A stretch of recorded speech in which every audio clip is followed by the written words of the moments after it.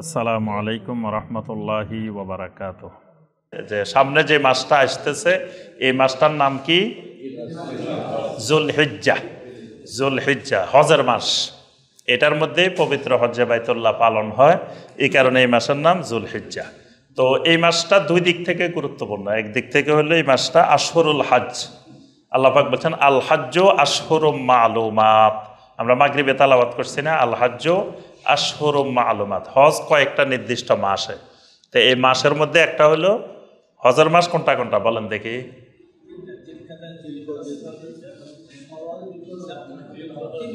তিন মাস। কোন তিনটা?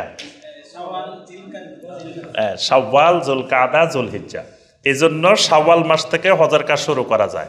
কেউ যদি শাওয়াল মাসে উমরা করে এবং এখানে হজ করে তাহলে তার হজ্জে তামাত্তু হবে শাওয়ালে হজ উমরা করলে। কিন্তু রমজানে উমরা করছেন আবার এখানে হজ করছেন, এটা তামাত্তু হবে না, কারণ রমজানে তো হজের মাস শুরুই হয়নি।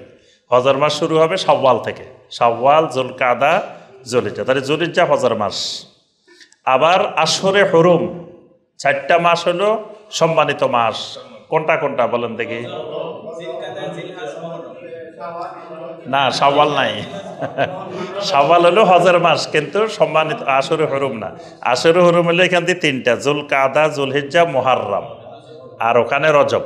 এই 4 মাস হলো। তাহলে জুলহিজ্জা মাস একদিকে হারামের মাস আর একদিকে হজের মাস। এবং এই মাসের প্রথম 10 দিন খুবই গুরুত্বপূর্ণ। আল্লাহ পাক সূরা আল ফাজরের মধ্যে বলছেন ওয়াল ফাজর, ফজরের কসম। এটা কোন ফজর? ফাজরু ইয়াউমিন নাহারে খাসা। ইবনে আব্বাস বলছেন এটা ঈদের দিনের ফজরের নামাজ। এই জন্য দেখবেন বাংলাদেশের অধিকাংশ মানুষ ঈদের দিন ফজরের নামাজ পড়ে না। দেখবেন যে ঈদের নামাজ পড়তে আসে, ফজরের নামাজ পড়ে নাই, এরকম মুসল্লি বেশি। এবং আমি যেখানে ঈদের নামাজ পড়াই, যেখানে হোক, আমি আগে বলি যে ভাই আপনারা তো আসলে নামাজি। বেনামাজি করলে কিন্তু খুব রাগ করে। বেনামাজি বললে যেই রাগ হয়। তো আপনারা সবাই পড়েন নামাজ, সবই ঠিক আছে, কিন্তু আজকে একটু গরু তরু কিনছেন, কালকে রাত্রে ব্যস্ত ছিলেন, অনেকে ফজরের সময় উঠতে পারেন নাই। তাই এই জন্য ঈদের নামাজের আগে ফজরটা পড়া লাগবে, কারণ হাজার হাজার ঈদের নামাজ মিলাইলেও ফজরের 2 রাকাতের সমান হবে না। তখন দেখা যায় প্রথম উঠতে চায় না, লজ্জা শরমে প্রথম কয়েকজন উঠে, তারপরে আস্তে আস্তে দেখা যায় শত শত মানুষ ফজরের নামাজ পড়ে নাই। অথচ এই ফজরটা বছরের সেরা ফজর, ওয়াল ফাজর। 10 তারিখের যে ফজরটা, এটা ওয়াল ফাজর, কারণ এটা ওই 10 রাত্রির শেষ হলো ওই ফজরের মাধ্যমে। এই কারণে এই লায়ালিন আশর, যে 10 রাত্রি, আল্লাহ পাক কসম করছেন ওয়াল ফাজর ওয়া লায়ালিন আশর, 10 রাত্রির কসম, 10 রাত্রির শেষ ফজর এটা। তারপর আল্লাহ পাক বলছেন ওয়াশ-শাফঈ ওয়াল ওয়াতর, জোড় এবং বেজোড়ের কসম। জোড় হইল 10 তারিখ, বেজোড় হইল 9 তারিখ। তাইলে বোঝা যায় এই 10 দিন খুবই গুরুত্বপূর্ণ। নবী সাল্লাল্লাহু আলাইহি ওয়াসাল্লাম বলছেন মা মিন আইয়ামিন আল আমালুস সালিহ ফীহিন্না আহাব্বু ইলাল্লাহি মিন হাযিহিল আইয়ামিল আশর। এই 10 দিনের আমলে সালেহের চেয়ে আর কোনো আমলে সালেহ আল্লাহর কাছে এত বেশি প্রিয় নয়। সাহাবায়ে কেরাম জিজ্ঞাসা করেন ওয়ালাল জিহাদু ফি সাবিলিল্লাহ, জিহাদ ফি সাবিলিল্লাহ কি এর থেকে বেশি আল্লাহর কাছে প্রিয় না? নবী সাল্লাল্লাহু আলাইহি ওয়াসাল্লাম বললেন জিহাদ ফি সাবিলিল্লাহ এর থেকে বেশি প্রিয় না। তবে কেউ যদি তার জানমাল দিয়ে জেহাদে গেছে, শাহাদাত বরণ করছে, ওই শাহাদাতটা আল্লাহর কাছে এর থেকে বেশি প্রিয়। তাহলে এই 10 দিনের আমলে সালেহ খুবই গুরুত্বপূর্ণ আমল সারা বছরের মধ্যে। এই জন্য রমাদান মাসের শেষ 10 রাত আর জিলহজের শেষ 10 দিন, দিন এবং রাত দুটাই, জিলহজের, জুলহিজ্জার প্রথম 10 দিন আর রমাদানের শেষ 10 দিন, এটা হলো সবচেয়ে গুরুত্বপূর্ণ। তবে ওখানে হলো রাত বেশি ফজিলত, দিনের চেয়ে রাত বেশি ফজিলত রমজান মাসে। আর এখানে রাতের চেয়ে দিনের বেশি ফজিলত। জিলহজের রাতও ফজিলত, তবে রাতের থেকে দিনের ফজিলত বেশি। এই জন্য এখানের কাজগুলো কিন্তু বেশিরভাগ দিনে, আমলগুলো বেশিরভাগ দিনে, হজের কাজগুলা, তারপর কোরবানির কাজগুলা, রোজার সিয়ামের কাজগুলো বেশিরভাগ দিনে। এখানে দিনের দিক থেকে বছরের মধ্যে সবচেয়ে সেরা 10। তাহলে এই 10 দিন আমরা কি কি আমল করব? প্রথম হলো as-সালাত, মানে বেশি বেশি নফল সালাত, কারণ সালাতটা আল্লাহর কাছে বেশি প্রিয়। নবী সাল্লাল্লাহু আলাইহি ওয়াসাল্লাম বলছেন যে ওয়ামা ইয়াজালু আবদি বিন নওয়াফিল হাত্তা উহিব্বাহু, বান্দা যখন, এটা হাদিসে কুদসি, আল্লাহ পাক বলতেছেন, বান্দা যখন বেশি বেশি নফল সালাত আদায় করে, অতঃপর এমন পর্যায়ে পৌঁছে আমি তাকে মহব্বত করি, ভালোবাসি। তো এই জন্য নফল সালাত, মানে ফরজ সালাত তো জামাতে আদায় করতে হবে, বেশি বেশি নফল সালাত। তারপরে 2 নম্বরে সিয়াম। সিয়াম একেবারে 1 থেকে শুরু করে আপনি 9 পর্যন্ত, এই 9 দিন সিয়াম পালন করা। 9 দিন না পারলে কমপক্ষে 9 তারিখ, মানে ইয়মে আরাফা, ইয়মে আরাফার সিয়ামটা কমপক্ষে পালন করা। কারণ ইয়মে আরাফা সিয়াম, নবী সাল্লাল্লাহু আলাইহি ওয়াসাল্লাম বলছেন, ইউকাফিরু সানাতাল মাদিয়া ওয়াল বাকিয়া। এমন কোনো আমল নাই যেটা সামনে 1 বছরও গুনাহ এখনো করেন নাই, বাঁচবেন না বাঁচবেন তারও ঠিক নেই, কিন্তু সামনের গুনাহ মাফ হয়ে যায়। মানে সমস্ত আমল হলে পিছনের গুনাহ মাফ হয়, হজ করলে পিছনের গুনাহ মাফ হয়। কিন্তু দেখেন আপনি হজে যান নাই, হজ করেন নাই, কিন্তু হাজী সাহেবরা আরাফার ময়দানে গুনাহ মাফ হইব পিছনের। কিন্তু আপনি বাংলাদেশে থাকি সিয়াম পালন করতেছেন, আপনার পিছনের 1 বছর, সামনেরও 1 বছরের মাফ হয়েছে। সুবহানাল্লাহ। কেন? কারণ আছে।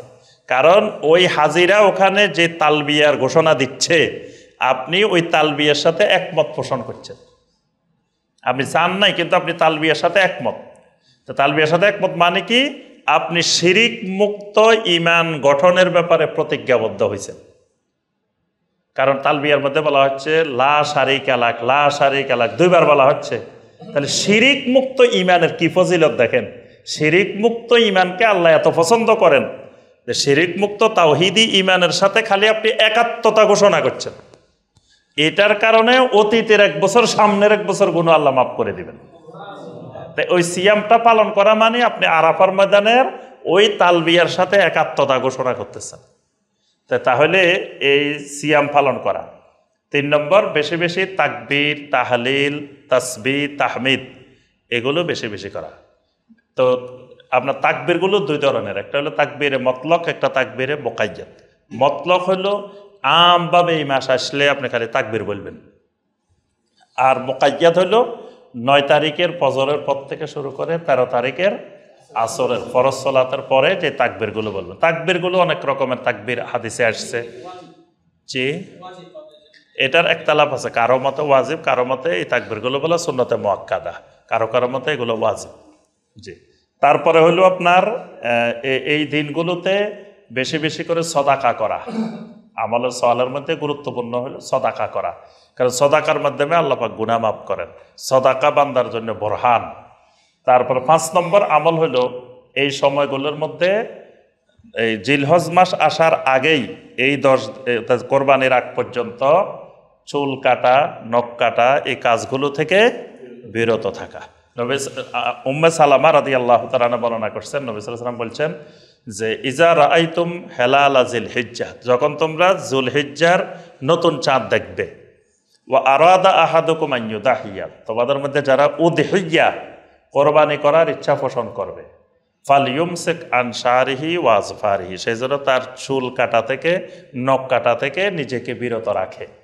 তো এখানে নবী সাল্লাল্লাহু আলাইহি ওয়াসাল্লাম যে কথাটা বলছেন যে যারা কোরবানি করার ইচ্ছা পোষণ করে তাদের জন্য, এটা আমভাবে সকলের জন্য না। তো কোরবানি করার ইচ্ছা করে মানে পরিবারের যিনি প্রধান উনি তো কোরবানি করবেন, উনি তো কোরবানির মধ্যে পরিবারের সবারই নিয়ত করবেন। উনি কোরবানি করার সময় তো বলবেন যে আমি এই কোরবানি আমার নিজের পক্ষ থেকে, আমার পরিবারের সবার পক্ষ থেকে, পরিবারে যারা মারা গেছেন তাদেরও পক্ষ থেকে। তাহলে জীবিত যারা আছেন সবাই এই আমল করবে, মানে যেই পরিবারে কোরবানি হবে সেই পরিবারে সবাই এই আমল করবে। আর যেই পরিবারে কোরবানি হবে না সেই পরিবারের জন্য এটা জরুরি বিষয় না। তবে এই আমলটা সুন্নত, এই আমলটা করা ওয়াজিব না, এটা সুন্নত আমল। তবে যারা হজ করবেন তাদের জন্য এই আমল প্রযোজ্য হবে না, কারণ এটা হলো যারা কোরবানি করবে, তা হাজিরা কোরবানি করবে না, হাজিরা উদহিয়া দিবে না, হাজিরা হলো হাদি জবাই করবে। হাদি জবাইকারীদের জন্য এই বিধান না, এটা হলো উদহিয়ার জন্য এই বিধান। হাজিরা নখ কাটবে, চুল কাটবে, সবে করবে না। এহরামের আগে, এহরামের আগে তো মানে তারা তো এহরাম পড়বে 7 তারিখে, তো 7 তারিখে এহরাম পড়লে তো তাদেরকে এগুলো কাটাই সুন্নত। তাই এই আমলগুলো মানে এই জুলহিজ্জার প্রথম 10 দিনে, এরপরে যাদের সামর্থ্য আছে তাদের কোরবানি করা, এই আমলগুলো বেশি বেশি করতে হবে। আল্লাহ পাক আমাদের সবাইকে তৌফিক দান করুন, আমিন ইয়া রাব্বাল আলামিন।